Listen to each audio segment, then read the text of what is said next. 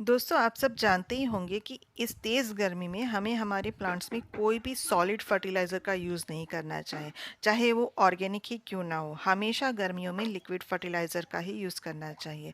तो आज मैं आपके साथ एक ऐसा ही लिक्विड फर्टिलाइज़र शेयर करने जा रही हूँ, जो आपके मरते हुए पौधों में जान डाल देगा। मतलब कि अगर आपके पौधे की पत्तियाँ हैं, वो पीली हो रही है या फिर ग्रोथ रुक चुकी है, तो इसके इस्तेमाल से वो सही हो जाएगी और आपका प्लांट अच्छी तरह से ग्रोथ करने लगेगा। तो हेलो फ्रेंड्स, मैं रश्मि स्वागत करती हूँ आप सबका निर्मेश गार्डन में। दोस्तों, ये खाद आप अपनी फूलों वाले पौधों के साथ सब्जियों वाले पौधे, फ्रूट वाले पौधे सब में दे सकते हो, क्योंकि ये एक ऑर्गेनिक खाद है जिसमें मैंने कुल 5 चीज़ें मिलाई है, जिससे ये बहुत ही न्यूट्रिएंट रिच बनी है और इस भीषण गर्मी में पौधों को ठंडक भी देगी। मतलब कि एक ठंडी खाद है। तो इसमें मैंने क्या-क्या मिलाया है, कितनी मात्रा में मिलाया है, कितना पानी लिया है और बनने में कितना टाइम लगता है और बनने के बाद प्लांट में कैसे देना है, ये सब डिटेल में बताऊंगी। तो वीडियो पूरा देखिएगा, आपको बहुत यूज़फुल लगेगा। और पसंद आए तो लाइक, कमेंट, शेयर कीजिएगा और चैनल पर पहली बार आए हैं तो सब्सक्राइब कर लीजिएगा और हाँ, बेल आइकन भी प्रेस कर दीजिएगा ताकि आने वाली सभी वीडियो का नोटिफिकेशन आपको सबसे पहले मिले। तो चलिए वीडियो स्टार्ट करते हैं। तो दोस्तों, इसके लिए मैंने सबसे पहले ये 20 लीटर की एक बकेट ली है। आप कोई भी प्लास्टिक की बकेट हो या कोई भी आप कंटेनर ले लीजिए, जिसमें आपको कितना फर्टिलाइज़र बनाना है उसके ऊपर डिपेंड करता है। मेरे इतने प्लांट हैं तो मैं 10 लीटर फर्टिलाइज़र बना रही हूँ। तो इसके लिए मैंने ये, मेरे पास 20 लीटर की बाल्टी थी तो मैंने 20 लीटर की बाल्टी ली है और उसमें मैं 10 लीटर जितना पानी भर रही हूँ। और उसमें सबसे पहले जो चीज़ मिलाई है वो है वर्मी कंपोस्ट। मैंने इसमें 1 किलो जितनी वर्मी कंपोस्ट मिलाई है। वर्मी कंपोस्ट वैसे भी एक ठंडी खाद होती है और इसमें बैलेंस मात्रा में एनपीके होता है। मतलब कि इसमें नाइट्रोजन, फास्फोरस और पोटेशियम बैलेंस मात्रा में पाया जाता है। इसके अलावा इसमें थोड़े माइक्रोन्यूट्रिएंट भी होते हैं। इसलिए हमने, अगर हमारे प्लांट की ग्रोथ अच्छी हो, इसके लिए हमने इसमें वर्मी कंपोस्ट मिलाई है। उसके बाद अगली चीज़ जो मिलाई है वो है ये चाय पत्ती। जो यूज़ की हुई चाय पत्ती होती है वही है। उसे अच्छी तरह से धो के सुखा लिया है और फिर यूज़ किया है। तो ये मैंने करीब 100 ग्राम जितनी ली है। चाय पत्ती मिलाने का मकसद यही है कि इसमें नाइट्रोजन पाया जाता है और पौधों की लीफी ग्रोथ के लिए नाइट्रोजन बहुत ज़रूरी होता है। इसलिए इसमें मैंने 100 ग्राम जितनी यूज़ की हुई चाय पत्ती मिलाई है। फिर अगली चीज़ जो इसमें मैंने मिलाई है वो है राख। राख इसमें बहुत इम्पॉर्टेंट है क्योंकि राख में पोटाश पाया जाता है। उसके अलावा राख जो होती है वो ठंडी होती है, मतलब ये हमारे पौधों को ठंडक भी देती है। इसके लिए इस फर्टिलाइज़र में राख बहुत इम्पॉर्टेंट है। तो राख को भी मैंने 100 ग्राम जितना लिया है। उसके बाद जो चौथी चीज़ है जो मैंने इसमें मिलाई है वो है नीम खली। क्योंकि नीम खली में एंटी फंगल प्रॉपर्टीज़ होती है, जिसकी वजह से अगर फंगल इन्फेक्शन के कारण हमारे पौधे सूख रहे हो तो इससे बचाव होगा। इसलिए नीम खली भी मैंने इसमें 100 ग्राम जितनी मिलाई है।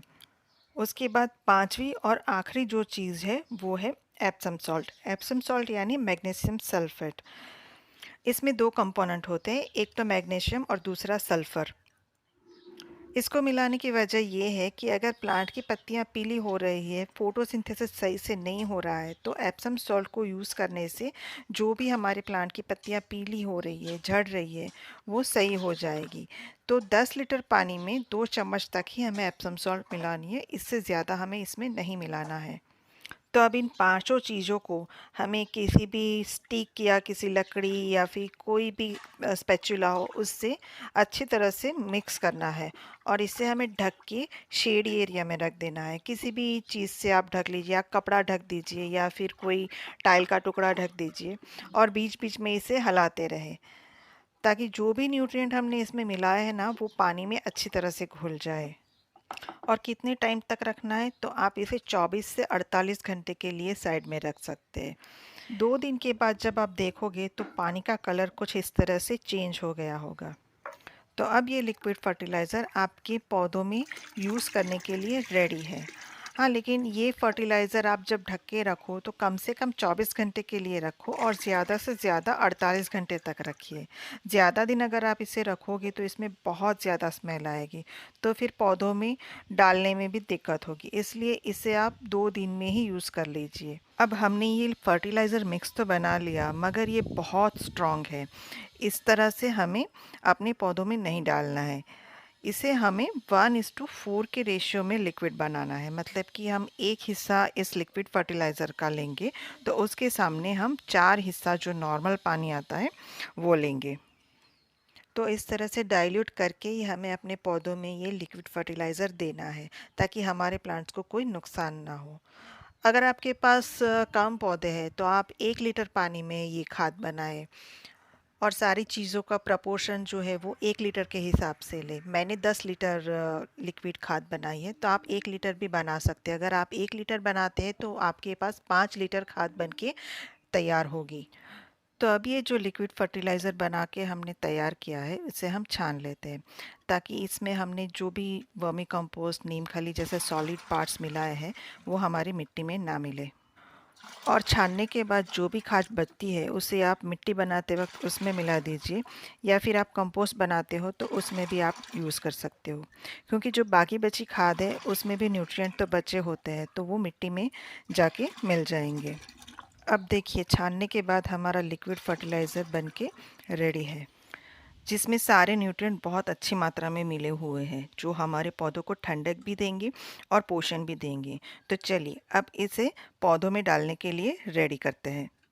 अब ये मेरी एक और 5 लीटर की बकेट है, जिसमें मैं एक हिस्सा जो हमने लिक्विड फर्टिलाइज़र बनाया है वो ले रही हूँ, और उसके साथ में 4 हिस्सा नॉर्मल पानी का लेके उसको मैं डाइल्यूट कर रही हूँ, और फिर हम इसे अपने पौधों में डालेंगे।